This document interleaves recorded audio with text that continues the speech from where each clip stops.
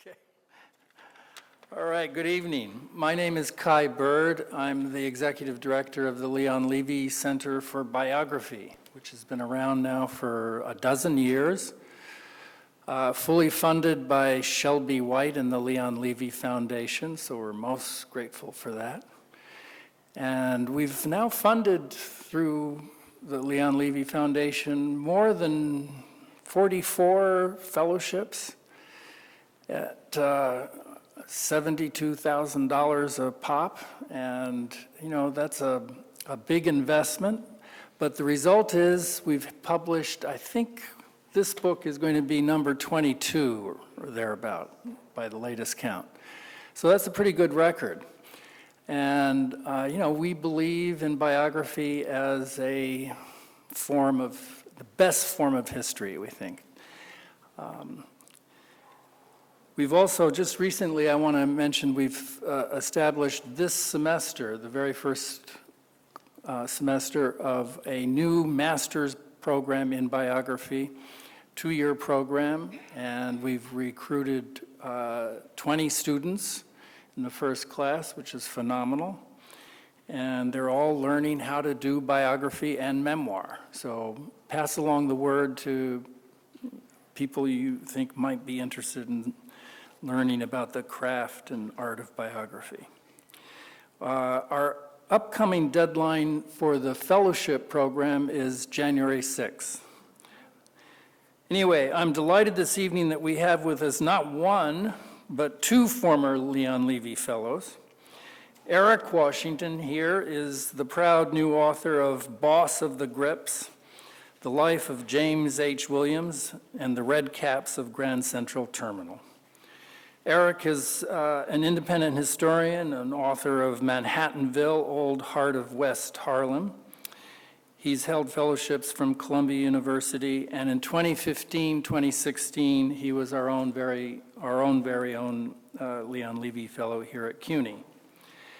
Pamela Newkirk is an award-winning journalist and a professor of journalism at New York University. Her latest book, Diversity, Inc., The Failed Promise of a Billion-Dollar Business, has just been published. Her previous book, Spectacle, The Astonishing Life of Ota Benga, was completed while she was a Leon Levy Fellow here in 2013-14. Pamela will conduct a conversation with Eric about his life of James Williams, and we should have time for questions. And afterwards, Eric will be signing his books sold by Books on Call at NYC over there. Few of us will have known anything about James Williams. And in this sense, Washington's book is similar to the overlooked lives featured these days in the New York Times obituary section. But as fascinating as these obits tell us, these overlooked lives provide a fabulous insight into our shared history. So on that brief note, I turn the conversation over to Pamela. Thank you. Thank you, and congratulations to you, Eric. Thank you. This is a phenomenal achievement, and it's been a pleasure to watch you from the earliest stages of the book to reading it. It's just remarkable. So what I loved about your book is that it's chock full of forgotten figures and episodes and neighborhoods from early New York, from turn of the century, and you really bring the city to life in a way that is just so engrossing. But tell us about who James H. Williams was and why you found him worthy of a biography. James H. Williams was a native New Yorker, which few New Yorkers, die-in-the-wool New Yorkers, can boast of being. He was born on 15th Street in what was not a very fashionable part of town at the time. It was sort of an extension of this amorphous area known as the Tenderloin. Now it's part of this sort of amorphous area that's very fashionable, known as Chelsea or Flatiron, you know. But he was born in an apartment there on 15th Street. And I came across him and found him fascinating because I started doing some tours for the centennial of Grand Central Terminal in 2013, so 6 years ago. And I wanted to write something about having to do with the terminal, and knowing that African Americans had a history with the railroads, I thought, well, let me dig in there. What I didn't know was that I was hitting pay dirt. I don't know a lot about railroads, but I caught on quickly that because it's Grand Central was to railroad stations what Central Park is to America's great parks. So anything that's going on there gets copied elsewhere. So the fact that he was there meant that he was resonating with whatever it was he was doing, whoever it was he was, and being emulated. So that was great. So he interested me more and more. And then when I did a little bit of digging, his name kept coming up. So I thought, okay, he was someone who people addressed, who they dealt with, they interacted with, they talked about, they talked to, they negotiated with, and they looked at him as sort of a central figure of their travel experience by railroad. And this is in the height of the age of rail. So in the book, you trace really the migration of African Americans from Lower Manhattan up to Harlem through the life of James H. Williams. Yes, and that was interesting to me because it sort of confirms that, Harlem being, for, a century, the capital of Black America, like New York, people come from elsewhere.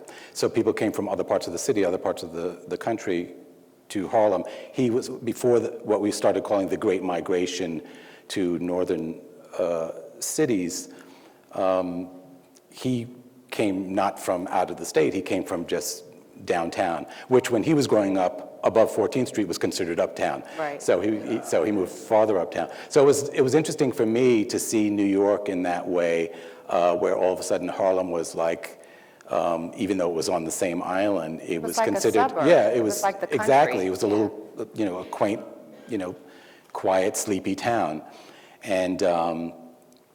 and there was good reason for him to want to go and move his family, his budding family, to this quiet, sleepy town and get out of the city, which was like the Tenderloin, which was kind of mean and rough and exciting and not always the most wholesome ways.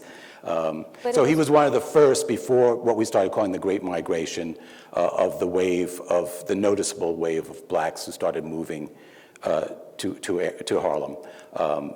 He moved to 131st But what I like is that you're mapping the migration of blacks who were already in Manhattan from downtown to uptown. Right. And by the 1920s, that became sort of the magnet. Exactly. For Black life. His father comes from Virginia. Supposedly, according to family lore, his father had been a runaway slave, and he comes to New York in probably 1873. And he's living at an even worse, rougher area known as, a lot of areas were known as Little Africa, but this is in Greenwich Village on Thompson Black Street. People were right, Little we're Africa. congregating, yeah. So this was Thompson Street, and this is the area that, Jacob Riis and the other, how the other half lives, focuses on. So he's living in this place, probably had connections, or like he's new to the city, this is where he ends up. But he's a hotel waiter, and he's working in the hotel district on 29th Street and Broadway. If any of you know the Ace Hotel, well, it's that building there. It's not the same building, but the same site. It was called the Sturtevant House, and this was one of the luxury hotels. So he's living in sort of, in his abject poverty, but he's got a job, and he's in one of the luscious environments that one could work in.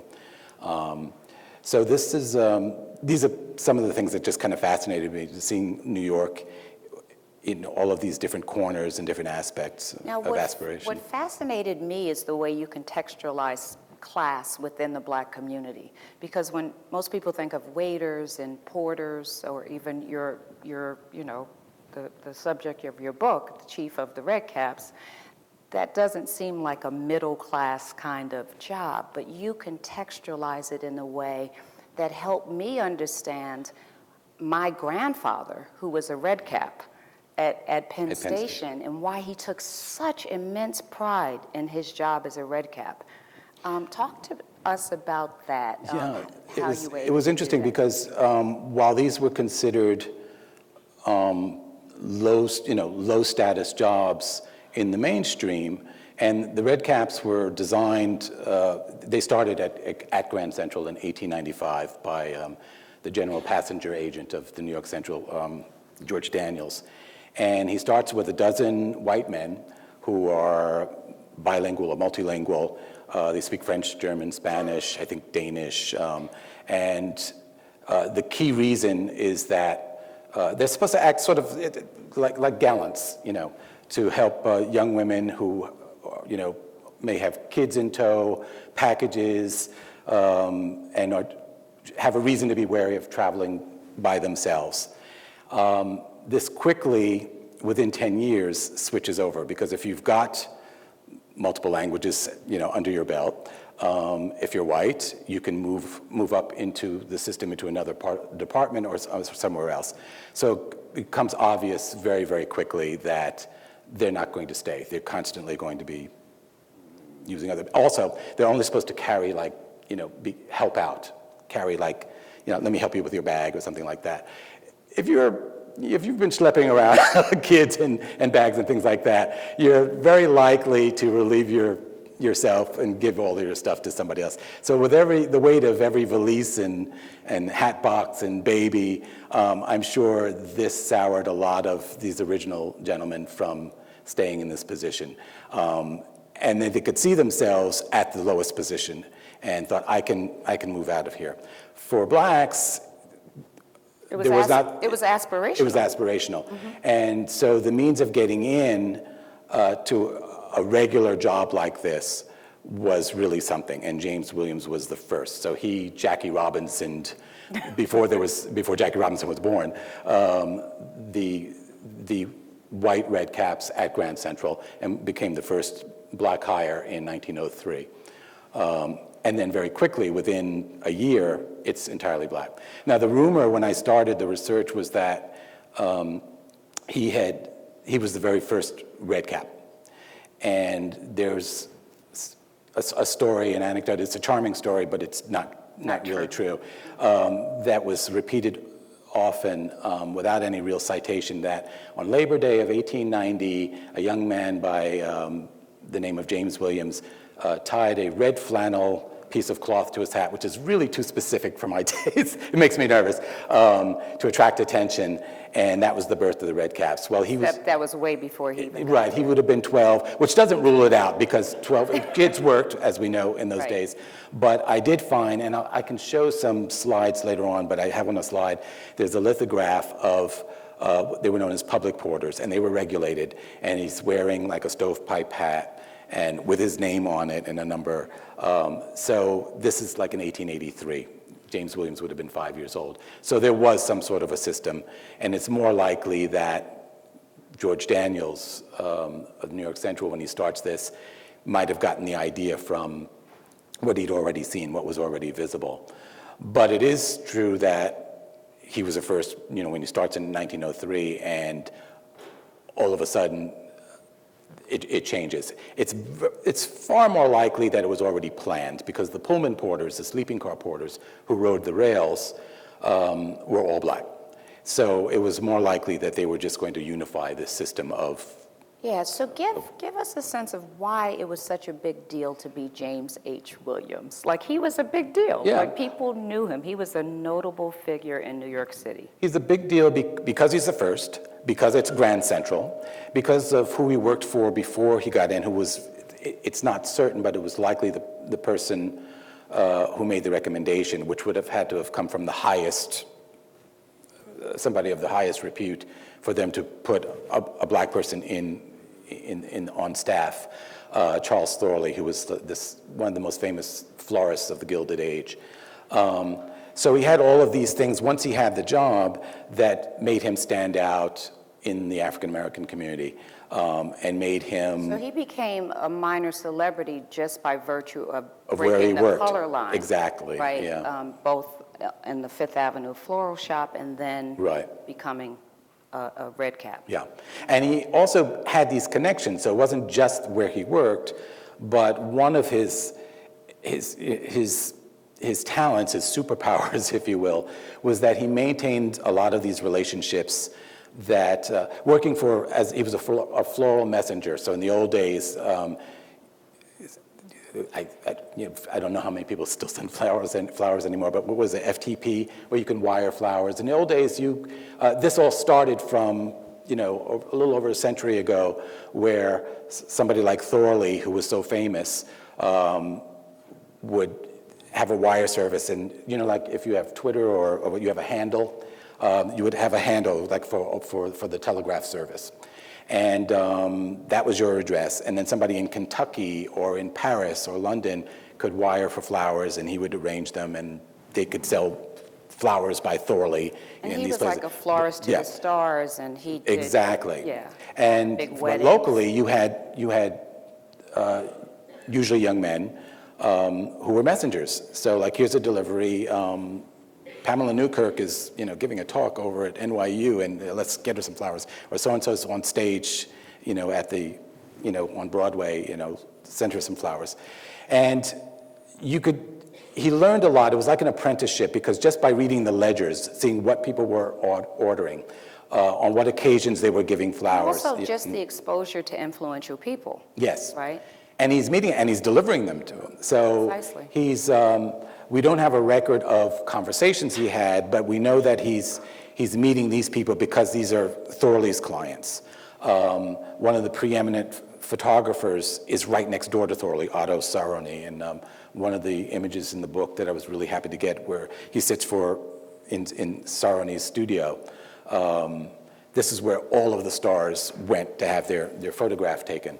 So he kind of cultivates all of these relationships. So he's not only got important relationships that he's solidified within the Black community, but in the white community as well. Right. And for a community that is striving and trying to get a foothold and stability in the working world, in the middle class world, he's key. He's a key figure. So in addition to Williams, you write about a lot of the firsts in New York, the first African-American police officer, the first firefighter in Manhattan, who was Williams's son. Who was Williams's son. Right, and then the first in Brooklyn. Yes. And there was a really touching letter that the first firefighter in Brooklyn writes to Wesley Williams when he became Manhattan's first, and it sort of prepared him for all of the bigotry that he was going to face. Yeah.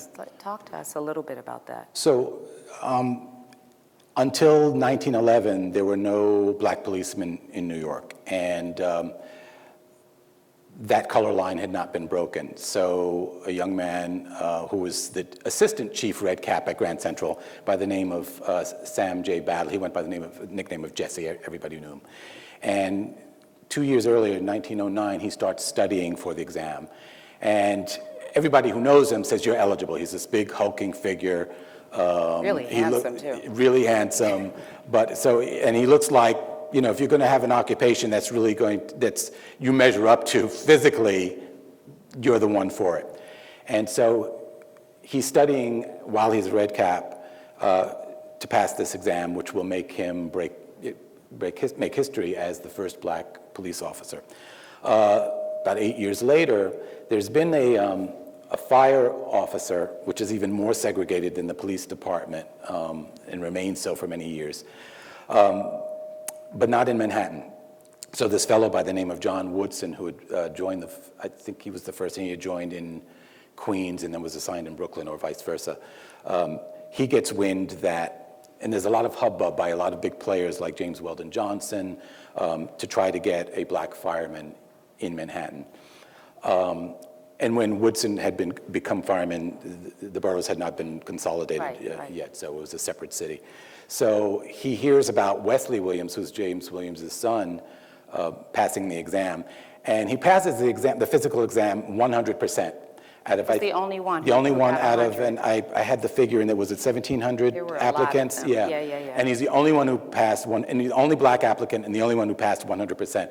And he was the Superman. I have a photo of him in the book, and he's one of those that, it's surprising that he wasn't snatched up by Hollywood or something like that, Right. because he's just stunning. He's a contemporary of Paul Robeson, who was also a Red Cap at Grand Central, but he's a civil servant. So he gets in. He's a Superman, and he says, in his own words, that he was made a Superman by the prejudice. When he joins the force, everybody asks for a leave to He even be out. set up his own gym because, like, he was so socially isolated in the Yeah. firehouse, right? Yeah, so everyone, when he went up, they went downstairs. When he comes downstairs, they force him to sleep in what were known as the black beds, which were by the toilets. And many tried to get transferred out. And Immediately, the some- first day. The captain He left. resigned. He resigned immediately.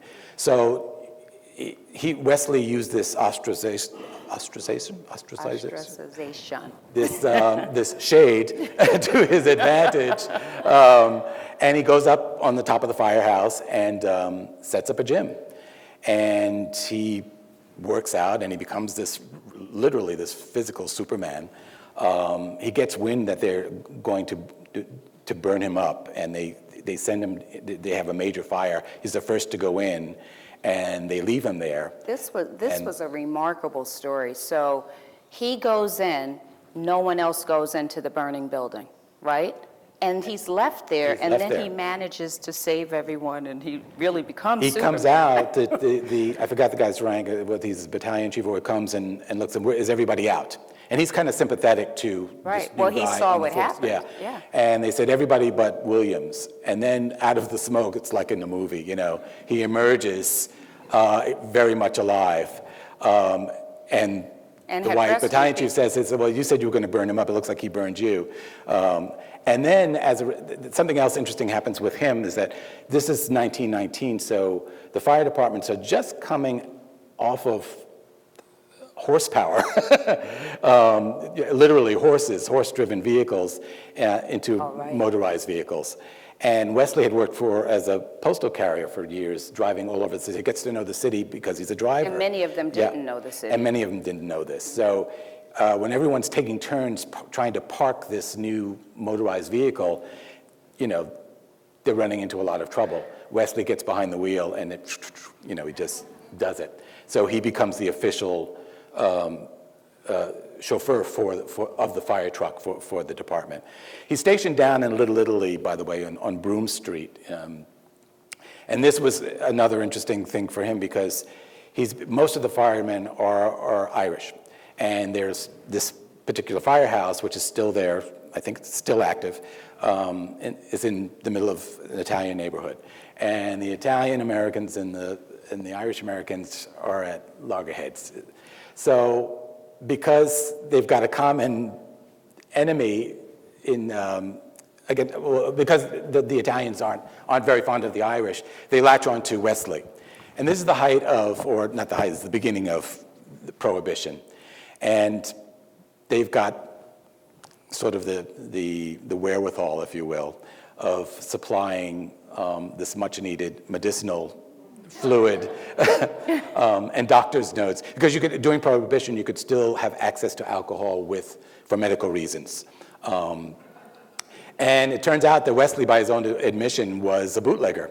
And he's running, in full uniform, running his truck up to Penn Station, Grand Central, because, a lot of the chefs on the Pullman trains, they need stuff to cook with, and to put in the food as well, and to the clubs like Connie's Inn. He was a big supplier for Connie's Inn. So this whole Prohibition economy he's part of this very much. And I think I wasn't able to find, what interested me though, by 1930, that particular census gives a valuation of homes and whether or not you're a renter or an owner.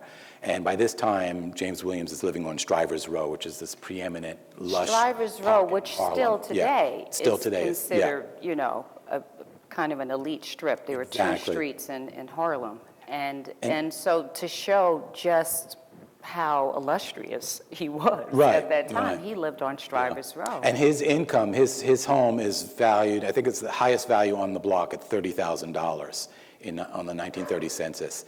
So my own hunch is that because he's still, even though, red caps are essentially working just for tips Right, without and salary. that's another thing. They didn't. He's an officer, he's of Grand Central, so he gets something. I don't think it's that much of a something. I think it's also part of that whole prohibition economy that's helping to pay for these homes. Right, I was Yeah. wondering, like, how is he on Strivers Row in that beautiful townhouse, right? Yeah. Someone that you wrote about, I had never heard of him, but tell us about John, is that someone's phone? John Goldsberg Taylor of the Property Owners Protective Association. So this is a time when blacks are moving up to Harlem, right? Yeah, so this is about, say, 1910, and when it's evident that the face of Harlem is ethnically is changing, as more and more blacks, the Great Migration is really getting underway, and a lot of this particular fellow rounds up a lot of the property owners into a sort of a league to push back against the advent of blacks moving at this point west of Lenox Avenue. And the deal is, like, if you belong to this association, they have these covenants, so you're not allowed to rent or sell to an African American under penalty of a fine or whatever. It's bound to fail. And as whites are not moving into Harlem and you're a property owner, you're not going to leave just sort of empty-handed. And if blacks have the money and say, well, it's going to cost you, actually this much more or whatever, and they still have the money to pay for the house, you're going to take it. So, of course, Taylor is incensed. It becomes moot because he dies like in 1914, so sort of at the height of this pushback that's really, really failing. But So he was the organizer. he's the organizer, and there were other groups as well, but he emerges as one of the principal of the outraged, who are trying to mobilize against blacks moving in. And it's doomed, it's just not going to happen. So he causes a bit of damage, in some cases, but overall he's really overrun. He really can't handle it. And then he does this weird thing. He had been a police officer in the Tenderloin, so a lot of blacks already knew him who had lived in New York and had moved uptown from downtown. Big bushy mustache, and he it was a reminded big me, guy, too, yeah, big right? guy, strapping. I think he was like 6'3", 6'4", so you couldn't not know who he was. He just kind of evoked sort of a menacing figure. But when he was able to get blacks evicted from a building, he would hang out brooms symbolically from the windows. And that's how I kind of pictured him, with this big bushy broom-like mustache, that was very much like his trademark.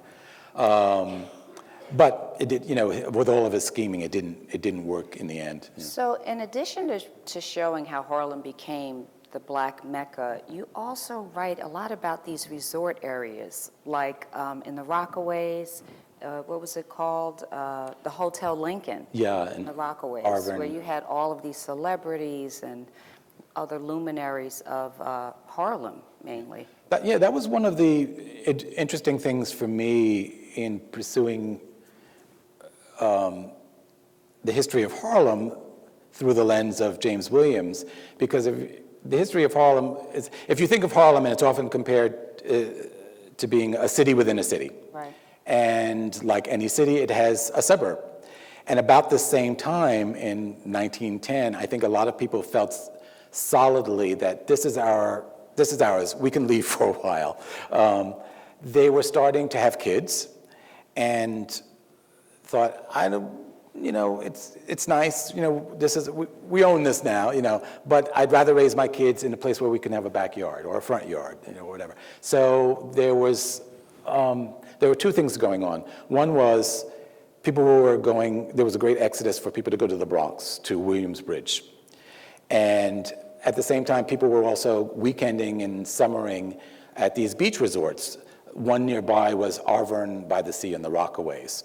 Burt Williams, James Reese Europe, a lot of the black celebrities would go there, descend on these places. Along the Jersey Shore. As would your James Williams, right? Yeah, and a lot of these hotels, which were otherwise segregated, they were staffed by black cooks and waiters.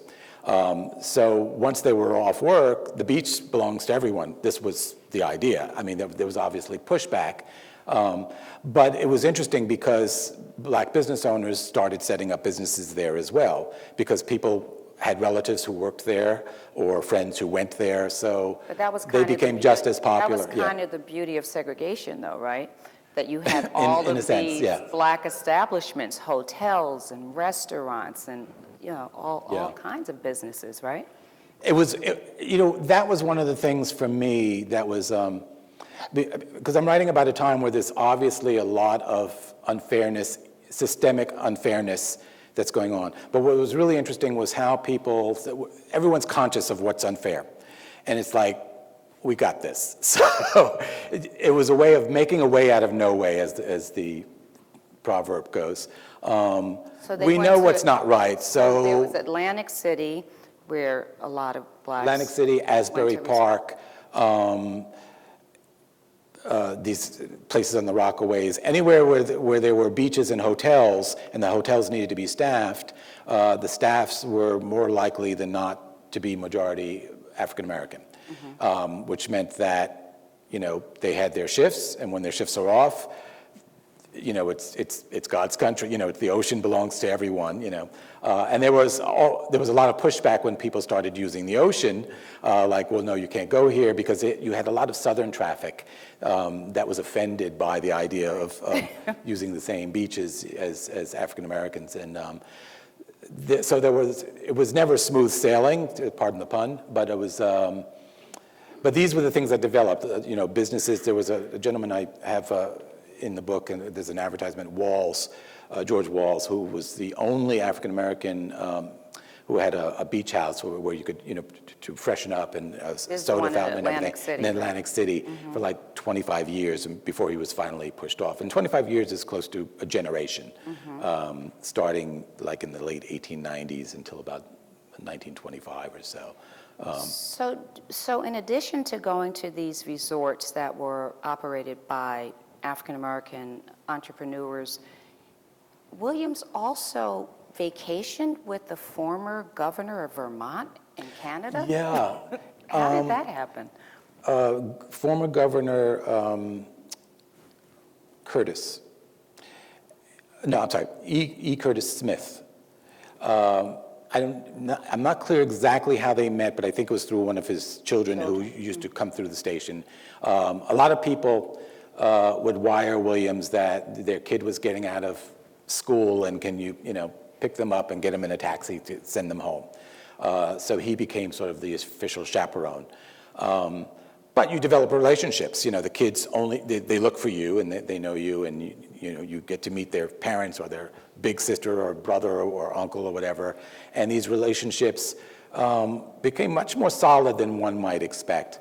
So this is probably how he meets Curtis. And I think it was between 1910 until Curtis dies in 1935, Williams is one of his guests at his Canadian hunting lodge.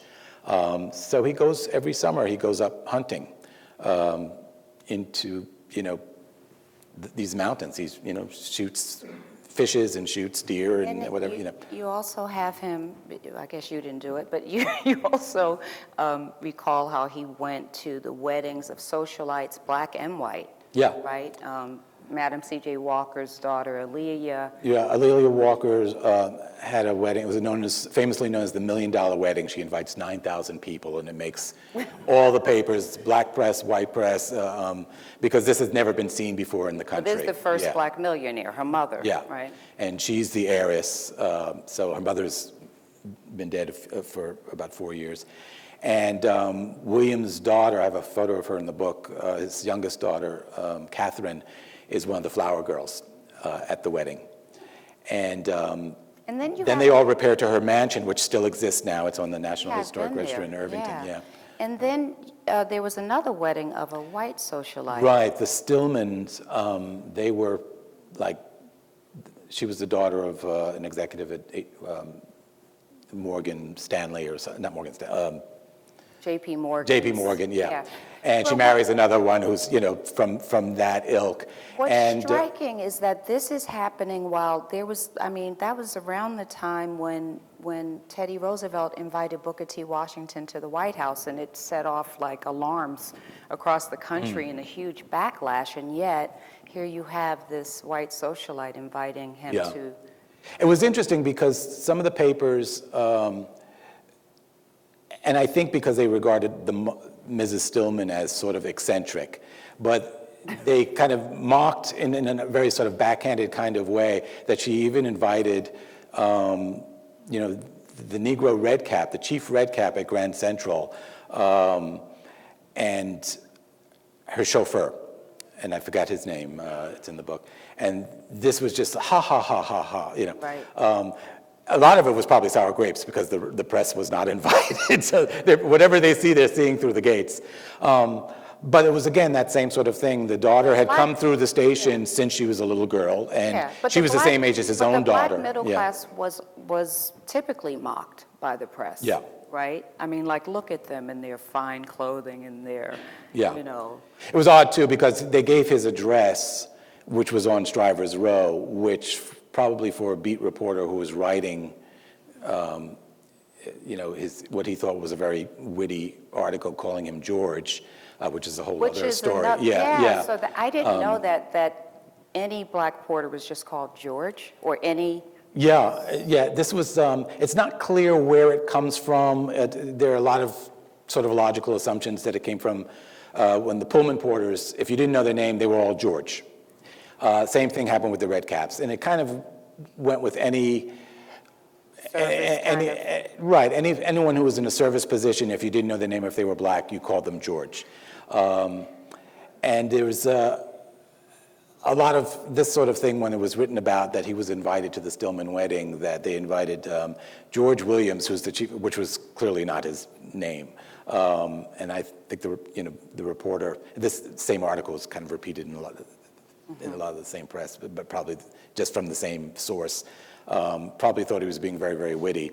But he probably wasn't living at an address that was as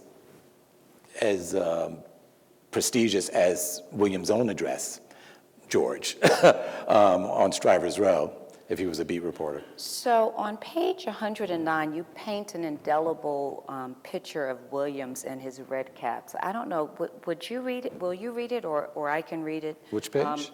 It's on page 109. It starts as the four Opaline clocks faces struck midnight on February 2nd, 1913. Chief Williams, a red carnation in his lapel, inspected the army of redcaps in formation one last time. And you're writing about as Grand Central was about to open. Yeah, so they're opening the doors. I think to set this up, and there's an image, and I can actually show these. Sure. Yeah. Burt Williams, who was a star he was the highest paid performer on Broadway for many years. Started performing in the famous Ziegfeld Follies in 1910. And the act that brought him to fame, that caused Ziegfeld to sign him up for another 3-year contract, was depicting a red cap. One of the famous bits, and this is the still, and I can show it on the slides, where he's playing a red cap leading an English tourist played by this famous, at the time, Australian actor, Errol, across the rafters, the steel rafters of Grand Central, which is still in construction. It had been under construction for so long, so this was sort of a... And it's hilarious, and of course they both go tumbling down. So this is it's a big hit, and no doubt James Williams knows the work of Burt Williams and knows a lot of the source material and would laugh along with it. It's a very different thing, though, when you're responsible for all of these men and the doors are about to open on February 2nd, 1913. You don't have the luxury of being, because everyone's frame of reference is the famous Burt Williams and this crazy stuff that he does, and looking at red caps in this way. And of course, while Williams can laugh in privacy himself at this bit of slapstick, he doesn't have the luxury of he has to be make sure his crew is very, very disciplined and on point. Right. And of course, it's going to be just an absolute zoo when they open the doors, because you have not only people who are traveling, most of them are not traveling, they're just coming to see this brand new terminal building that's opened up. And they've got to be, they've got to answer questions, they've got to carry people's bags, they have to be walking encyclopedias, and they have to be anything but burlesque. So the total antithesis of what has made Burt Williams, rocket to stardom. Should I show Sure, a bunch of sure. images? I'll just roll them, wired. And they just might prompt, I won't talk about them in detail. While you do that, I'll just finish reading that passage, which I Okay. loved. You said they numbered about 130 men of varying brown complexions, all comprising a uniform body by their identical crimson hats. Their natty uniforms bade good riddance for the days of motley so-called public porters who haunted the outside curbs. They stood poised to represent the new station's exalted expectations. The doors to the new terminal were thrown open. Many local travelers ignored the railroad's promotional assurances that the station was simplicity itself, and instead placed them in the hands of attendants who knew every angle.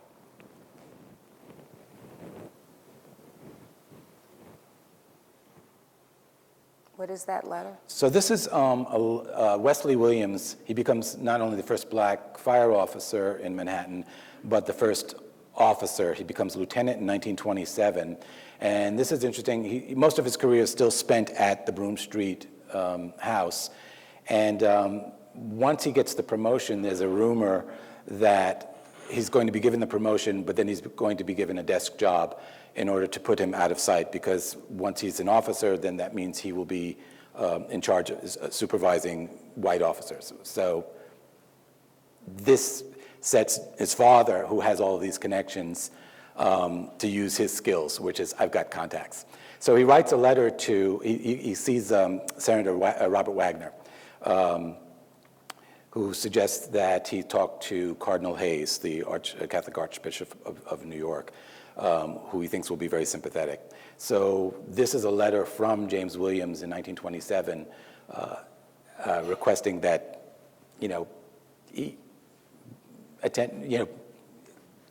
key into this matter.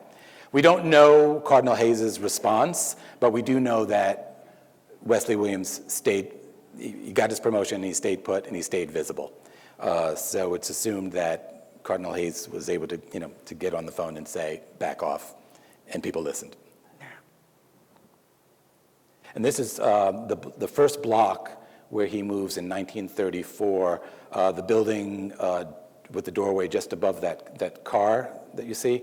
That's 18 West 134th Street. The block doesn't exist. I mean, the block is there, but the buildings aren't there anymore. And his neighbor was one of the most famous writers he was known as the Dean of Colored Broadway, Jesse Shipp. So he was another celebrity who lived in the building. So this was a block, one of the first blocks where blacks start moving to Harlem, and then it sort of radiates out from there. So he's in this notable company right away.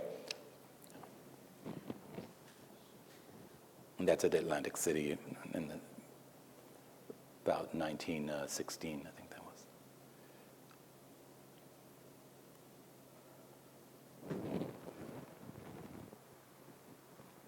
This is a series that was done by a noted pastor who's the head of Mother Zion Church for a while. And he's asked to do a series in the newspaper on notable blacks in Harlem. So he's trying to decide who he should start with, and he decides he'll start with these two friends, James Williams and Jesse Battle, who I just spoke of. So that kicks off this series. Jesse Battle had been a red cap as well, right? He was studying Before he became a for the police exam for the police officer as a red cap. And again, this was another thing that made James Williams really, really notable, was that he was in charge of all of these men. This is 1923, this article says 300 red caps. Went up to about, depending on when it was, to about 500 people at tops. And again, that's the $1 Million Wedding. The little girl on the extreme left, that's his daughter, Catherine. Hour left. She was about, I think No, about... I'm saying, was it hour left? Oh, yes. I don't know how to back up. Okay. I'm sorry. It's okay. This was his first, second child, first daughter, Gertrude, who was this radiant beauty. She won beauty pageants. She was also a noted manicurist in Harlem during the 1920s. And she was photographed by a lot of major black photographers who were working at the time, notably Edward Elcha, who was the only black photographer working on Broadway. But he had a particular interest in what was going on in the theater world uptown, so he was straddling both worlds, much as Williams was doing. And the big face ad was one that was used in a newspaper advertisement.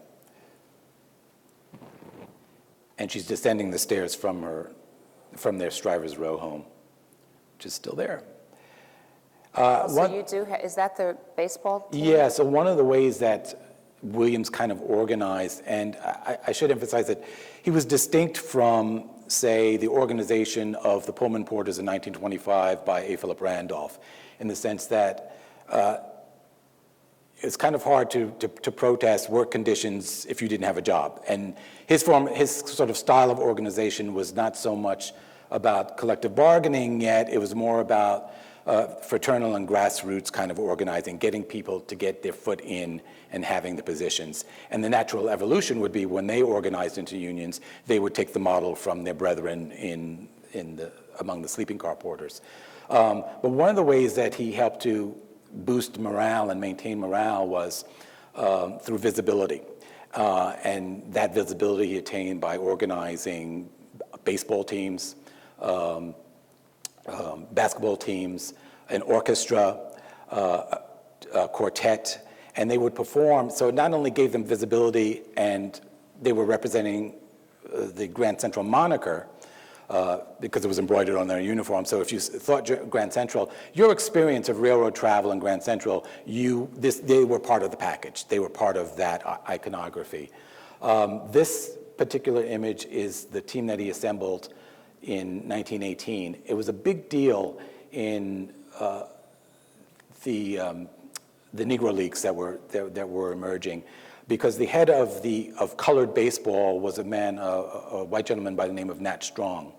And he'd often been accused of kind of manipulating, he was making money off the game, but keeping black managers from really getting their foot in, getting much control. And Williams, in his own sense of strategy, plucked players from this really hot Brooklyn team, the Brooklyn Royals, and got them to jump ship and play for the Grand Central team. And of course, this incensed Nat Strong. But he took his case to the papers about Nat Strong not giving a square deal to black baseball managers, of which he was now one.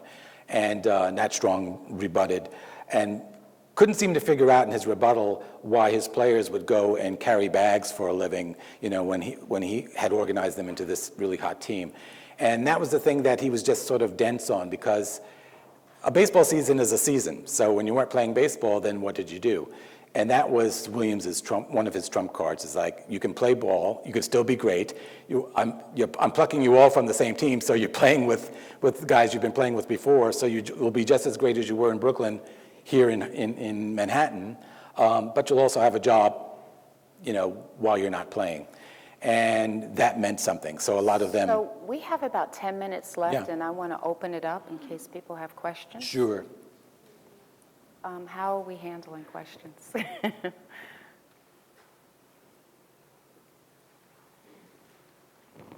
You have one over here. Oh, you'll be next. Hi, thank you very much. I'm wondering about the archival Yes. research and the role perhaps of the Williams family played in your research. And secondly, maybe kind of heretical, but I could see this as a social history, as a labor history, as a history of this occupational group. Was there a time when you conceived it not as a biography? Are there gains and losses from taking on a biographical approach? I saw it as all of the above being natural components to a biography, being a social history, but it's also about travel. It's also about sort of a panorama of a city life. It's about Harlem. It's about Grand Central. So I saw all of those things as being viable ingredients of a biography. It was never really clear what direction it was going to take because a lot of it was dependent upon what I was able to dig up. So I think, unlike a lot of biographical subjects, I had to make it happen in a different kind of way. He wasn't a man of letters, so there wasn't an archive, so I'm on, the third volume of his diaries. There was not that. But he was, I relied a lot on what was written about him. There were interviews with him, there were profiles of him, and then sort of digging to make sense, give some sort of context to the snippets that I could find.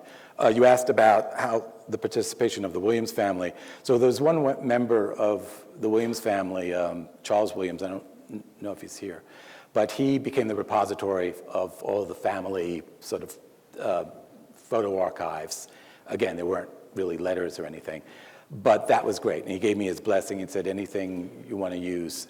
And a lot of stuff, when it's dumped in your lap, they're cool because they're like old pictures, but you don't have any idea what they are. So that was kind of fun. I was able to actually go back and maybe contextualize from what was in the picture, a building, like I could see it's a beach scene, and what is this huge hotel behind these three women, and figure out, oh, that's that hotel in Atlantic City, and from what they're wearing, this is probably the 20s or whatever. So the photos are fantastic in the book. So in that sense, Charles was able to represent the family by giving, and he had written his own book about his grandfather, James's son, the fireman. So most of the family is aware of their grandfather, Wesley Williams, the famous first black fireman. Less so about Wesley's father, who was the chief before Wesley became battalion chief. So yeah, that was. I always knew it was going to be a social history, sort of necessarily, but I thought it was. What interested me was that I come out of tour guiding, and I'm literally walking the city in an altogether different way through Williams's itinerary, which he doesn't always know where it's going to be, and who he meets. Thank you. Great talk. When did the Red Caps end? What year at Grand Central? still Well, there. they didn't. Why? They still exist You know. someplace. If you walk by Penn Station, sometimes you'll see them just on the street. Penn Station? Yeah, They're still there? which is a different company. It's an entirely different thing now, though, because it's before it was a job that blacks were relegated to, and again, as I said, you essentially you were working just for tips. Since they were unionized, which came with its own set of perks and problems, but it's an entirely different thing. So now when you see red caps where they still exist, particularly on the Pennsylvania lines, they'll be white and black. They'll be, And they're mixed race. paid now. Yeah. Oh yeah, they're paid. That's part of the big fight that they went through when they unionized But they- in around 1940. Their union was founded in 1937, and then it came to a head with federal authorities and in the courts in around 1940, 1941. Their organizer, like A. Philip Randolph was the organizer of the Pullman Porters, theirs was Willard Townsend, who is a name is also largely forgotten. His brief marriage to Alberta Hunter, she's more well known, the famous singer who made a comeback at like 80 years old, 84 years old. Yeah. I'm going to ask for a favor. I'm a docent at Grand Central Terminal. Please give me an anecdote that I can use about the Red Caps when I'm giving a tour. Oh, where do I start? But there's so many. You Yeah, have to get there's so his many. book. Yeah, you have to get the book. You Get get the your own. book, 'cause because then you could like take your pick. Did you It's see like the chock- anecdote section? You know. chock full of amazing Yeah. anecdotes, actually. Yeah. Yeah, And you'll like have more fun all doing the that too. It's celebrities he would meet and greet. Yeah. I mean, there are just so many. Yeah. Yeah. Anyone else? That man on the cover, is that James H. Williams? That's James H. Williams. It is? Yeah. Okay. And that's in 1940. It was a news photo that was taken, and it was distributed to all the news organizations, so it ran in different papers and with a caption. This is very common at the time. So that's him in profile. It's not my favorite. My favorite is in the book, but I didn't think it was really appropriate for the cover because it didn't really. This you could see it's a worker, but it's not a great photo. It's just it was a news photo, but it did the job best compared to put against the picture of Grand Central on the right. So it was your decision to put that?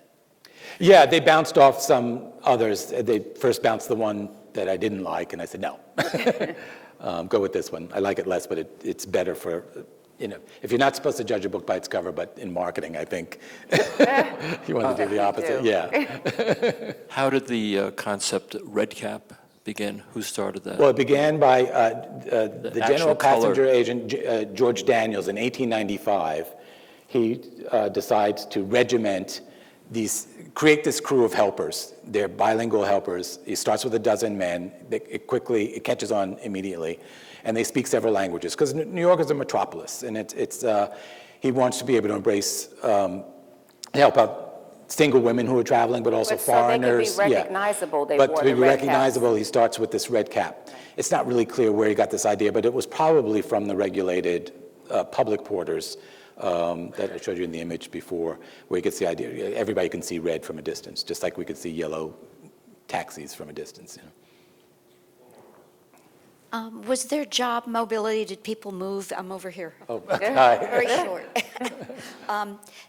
Move between red caps and Pullman porters or vice versa? Yeah, there were red caps who had been Pullman porters and moved to red capping and vice versa, but it wasn't necessarily an ambition or a natural progression. One of the things, part of the answer to your question is that he was most famous for, particularly, was that he hired young black college men because this gave them an opportunity to defray their school costs.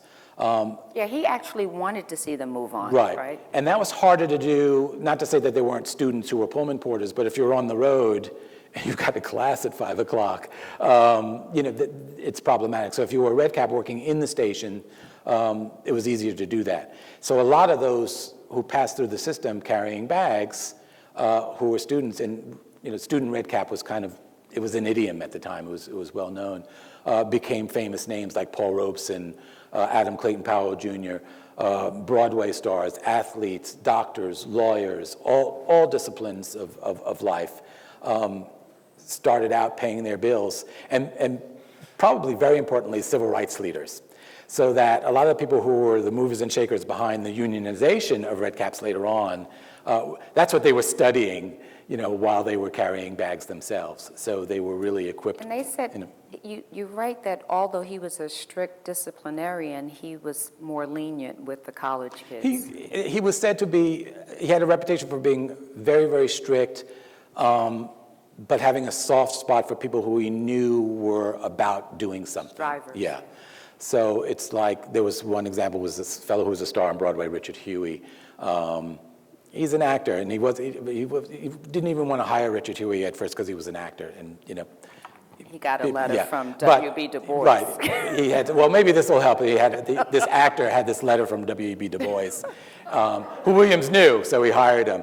But actors have crazy schedules and stuff like that. But he also recognized that Huey was about making a mark, and he was a booster in that sense, and the greatest support. Not everybody was his closest friend, but probably close to universally, people would look back and say, if it wasn't for him, this was his mission, as a race man, as sort of self-described, to help young men who were trying to help themselves.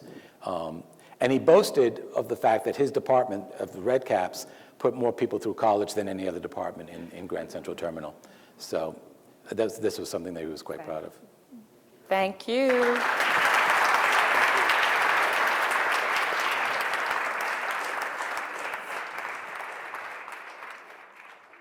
I want a selfie with you all.